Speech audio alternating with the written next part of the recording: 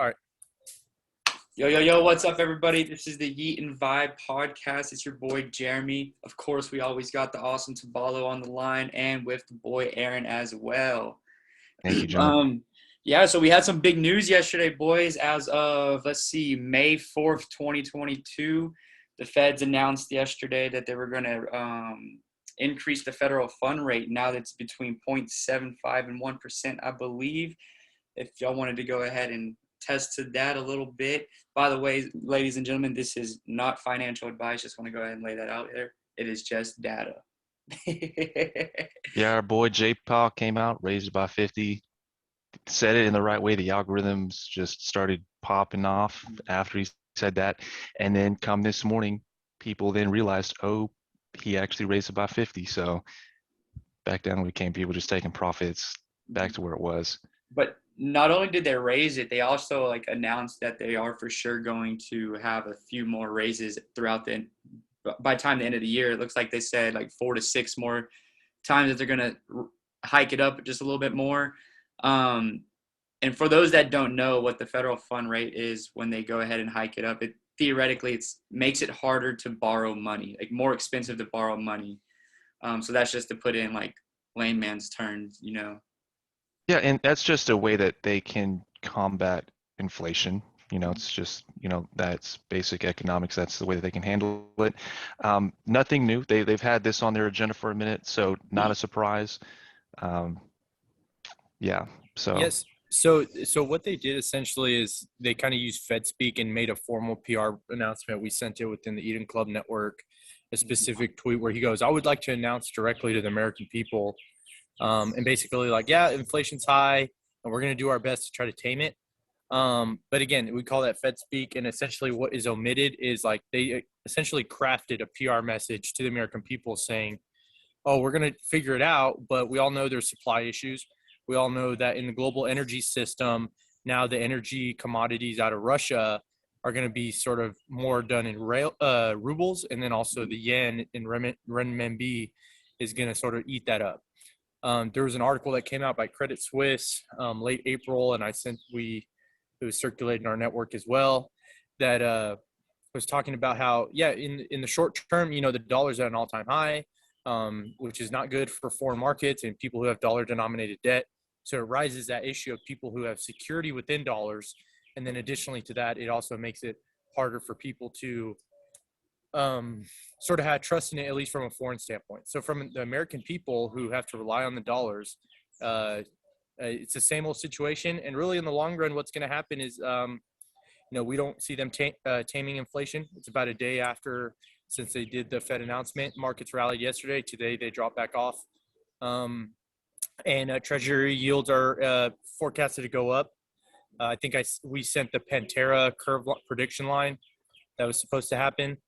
And we're just waiting for, Treasury yields to increase. And sort of, I think the expectation is on my end is that corporate credit spreads could widen and sort of the integrity and the credit of corporate bonds and specifically BBB bonds could be massively downgraded. And that's a seismic risk that underpins in the debt markets and credit markets that you definitely don't want to, or you need to understand in the capital structure sense, how equities are up here, debt markets are down here, and the mezzanine, the big guys, they're down here, they're going to get their money and everyone on top. So if you're trading stocks, you're still screwed. But at least, commodities are still going to go up. Industrials are likely positioned well. But at the end of the day, I don't see things getting better.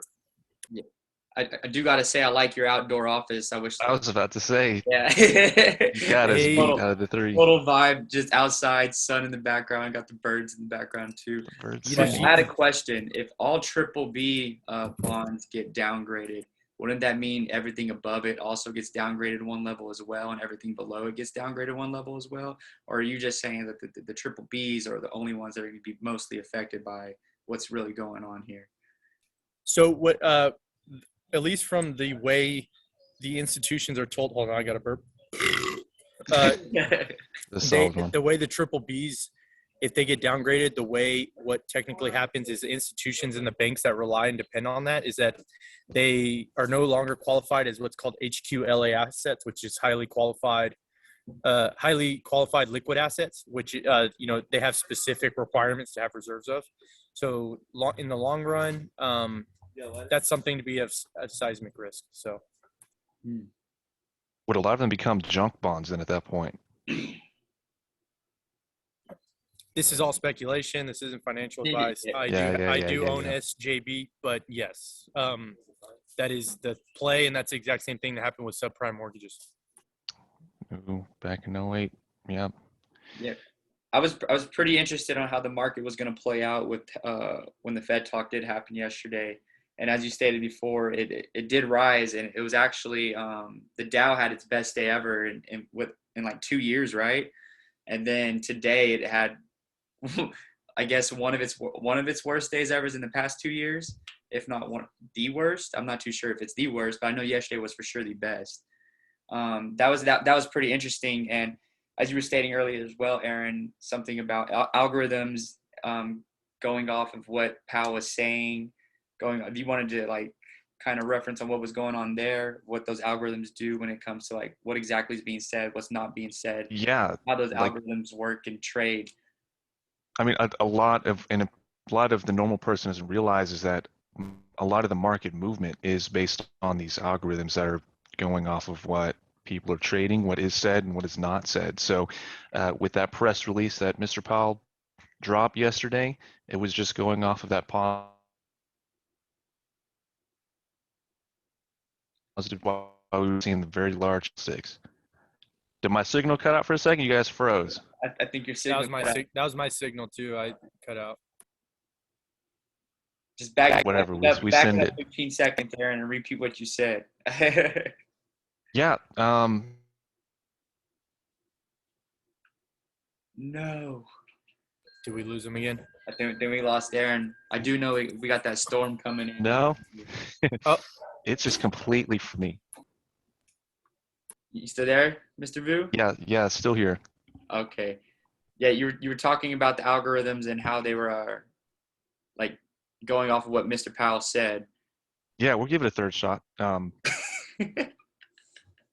So, I think Aaron explained it incredibly well. It's like, what is said and what is omitted. And again, it boils down to that Fed speak. And really, it's on the technical side, it's a sentiment analysis that's performed on the words in the language. So that natural language is processed and it's analyzed and it's interpreted. And that sentiment fed immediate bullishness yesterday, immediately after. But then today, I think, if you look at fundamentals and you look at macro and the technicals, at least on the signal and trend, everything's saying stay away from growth, stay away from basically everything except commodities, energies, industrials. And again, we kind of communicated how the debt structure could be a seismic risk to the American people. And I don't think, and that's where I would argue they do not communicate the risk to that as to the common person, at least relying on a retirement account or a 401k account. Yeah, true. So I did have a question. This one relates to algorithms still. Who creates these? Like who's the one making these algorithms and putting them into the market? So a big one is Citadel Securities. Another one is Renaissance Technologies. And then everything are people that know how to trade, off interactive brokerage, APIs and stuff like that. Yeah, the big market makers. Okay, Everybody's got their own. Okay, then so they're fully regulated by like the SEC. Oh yeah, yeah. Okay, I was confused. So is there any like small parties, like maybe like privately owned companies doing like algorithms like this as well, just not on as a large scale? Yeah, Edom we have algorithms that run off the top of it, but it's that's we're just data mining, but we're not doing that level of sentiment analysis. We're just doing technicals and mechanicals. Goes deep. Oh, it really does. It goes deeper than what I guess the average Joe will see out there. by just doing a new normal Google search. You're not going to see like what we're talking about, I guess, right? Well, it's hard to aggregate all this together in one sort of shape or form. That is true. That is true. So where do y'all see like the market going in the future in the next couple weeks, based off like the hikes going up and then them also stating that they're going to be raising them a few more times throughout the end of the year? That's the thing. I don't know. And most people I talk to don't know. And I can feel this like level of anxiety, at least on the street for the normal person, just rising, talking like, okay, what do I do with my funds? Do I pull it all out? I really don't know. Mhm. Um, Yeah, I don't want to take the bearish approach. Everything is, seems to be all doom and gloom in that situation, and you have to kind of make sure that that's not all that you're seeing because that'll mentally affect you. I can see that with people. So, Mhm. um, again, not financial advice, but yeah, it's a bearish outlook, at least from all the indications that I'm seeing with the increasing prices, inflation, talks of a recession. Um, Well, how far do you think, like, I guess, how far do you think the public's going to let the government go with this in a sense? Like, if prices are just going to keep increasing, eventually people are going to start falling off the edge and they're not going to be able to keep up with the increases of prices. Now, when does that switch happen? And when do those people start trying to, like, maybe potentially start rebelling? It ultimately depends on, behaviors and institutional behavior. I think that's where it matters. And we just have to continue to monitor that. And we just have to stay vigilant. It's obviously a risk off environment. I think it's more of a, cash, Bitcoin, and commodities or just real hard assets, real estate. But again, you don't want to be playing with debt. Interest rates are rising. I believe student loans are now requiring repayment again. So they're not frozen mhm, anymore. That's a right. big deal, at least for people within our age group. And we just can't be playing with fire, and people need to learn how to deepen their value and their skill set, especially in the young sense. And then also, we just have to stay healthy, keeping our dirt in the toes, our head in the sun. And, And not over that's leverage. something I'm working on. Yeah, not over leveraging yourself. I know people personally in my life who definitely over leverage themselves by just using like credit cards. Like, say they go shopping at a mall at Nordstrom and they get a Nordstrom credit card just because they like the Nordstrom store. Like, I've seen that happen within my family, like within friends, and I think that's how people start getting lost in that debt sauce. And on Yeah. top of that, oh, I need to go buy the newest car. They'll buy a brand new car, and that's 15 note right there, and then they might potentially get a house that's a 30-year. So yeah, just not over leveraging yourself. That can get really dangerous with interest rates going up. It really just boils down to doing that, taking the time out to account for it. You can do that in a spreadsheet. There's tons of resources out there. Just checking is the money that's going out matching, or at least lower, it should be lower than the money coming in, and then breaking down the expenses from there. Um, you know, Yeah, I literally wrote that out on a notepad. Like, so easy. Like, how much do I make monthly? What do I spend each week? What are my bills? Like, that's just the simple things that you should be able to know and how to do. But I guess they don't really be teaching that. not that they're not, yeah, they're not teaching it, and then it's a pain point. I don't know, there's a blockage in a lot of people's brains that, I don't want to do that, I'll do that later. And you're losing not only the opportunity cost of the money that you're kind of just blowing off now, but yeah, you can slide into debt, and then you'll wake up a few months from now, okay, now I'm in $10,000 in credit card debt, Do you and think then that is a high percentage of rate. Yeah. do you think those people just purposely choose to ignore it because maybe they're, I guess, in a sense, kind of embarrassed about their income level?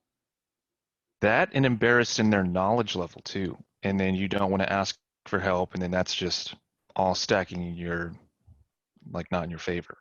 So it's humble yourself. That's the big thing about learning. Everybody starts as a beginner. So it's okay to reach out to people maybe higher level than you, or just going on YouTube to see, okay, how do I budget monthly? What do I need to learn for that? Yeah, like We what are options? What is yeah, stocks? What is bonds? How do bonds work? Fed funds rate. We just talked about that.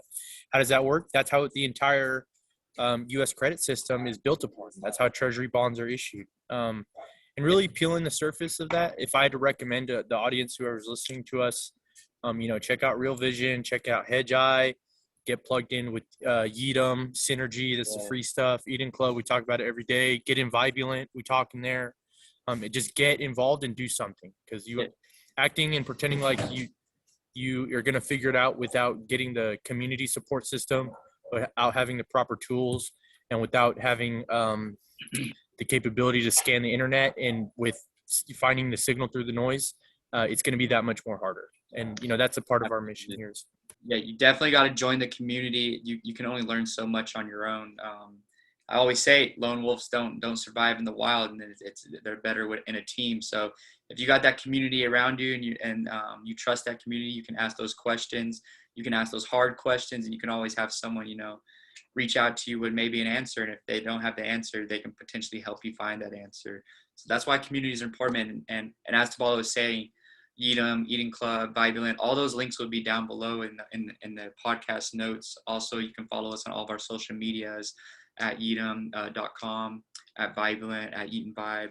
And yeah, it's really just a knowledge center for the free person who has the ability to get on their phone, get on the internet somehow, and just do a simple search. The knowledge is literally limitless online now. Yeah, everybody has a phone. Everybody has time.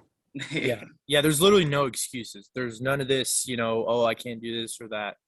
We have to prioritize time for our health. We need to get outside, get in the sunlight. We need to get in the gym. We need to sweat. We need to work hard. We got to grind on the books. We got to be reading every day. We got to read every night. We got to do our work. We got to take care of our families. We got to take care of each other, and we got to take care of our minds. All of that. You're looking tan, by the way.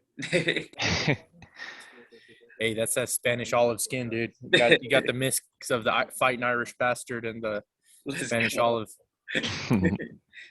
looking tan. Yeah. So today we had to do our podcast over online, ladies and gentlemen. But the ability to adapt is the ability to win.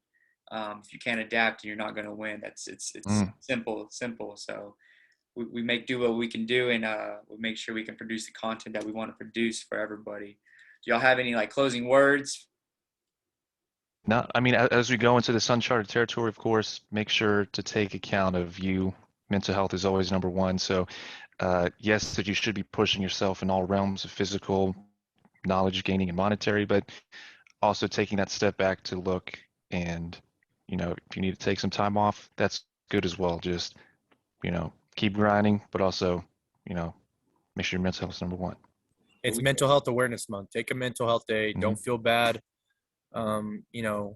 Life sucks. The world shits on us, and all we can do is eat the shit. And we have to be we have to roll with the punches with that, and we have to kind of understand the dynamics in our lives and what forces to trust and where to place faith. But I would just say, for everybody listening, or anyone that is at least aware of our brand to this point, get involved with Synergy. Go to synergy.yeedom.com. It's a free Discord community. You're going to have tons of information easily accessible to you, a bunch of people to ask for you, or a bunch of people to ask. Join the Vibulent Discord. Follow Vibulent. Get that health, get that esoterica, get that sort of positive wavelength and positive attitude, and strengthen and that resilience about your vibrations of your life. And yeah, we're here. Whoever's listening, you can always tune in and tap in with us. And we're having a party barge in Lake Travis in June, so come on out. And you can we'll have a little bit of fun too. Yeah, charcuterie boards. Woo wee. Yeah. Charcuterie boards. Yeah, it's gonna happen. It is. But all right, ladies and gentlemen, that was our talk today with Mr. Tavallo, Mr. Aaron, and myself, Jeremy. Of course, give us a follow. Give us a follow on all platforms. We'll have the information in the podcast notes, and we'll also we'll blast it all over social media. So be sure to give us a follow, and eat and vibe, and much love to everybody. In Eat and Vibe, we prosper. Eat and vibe.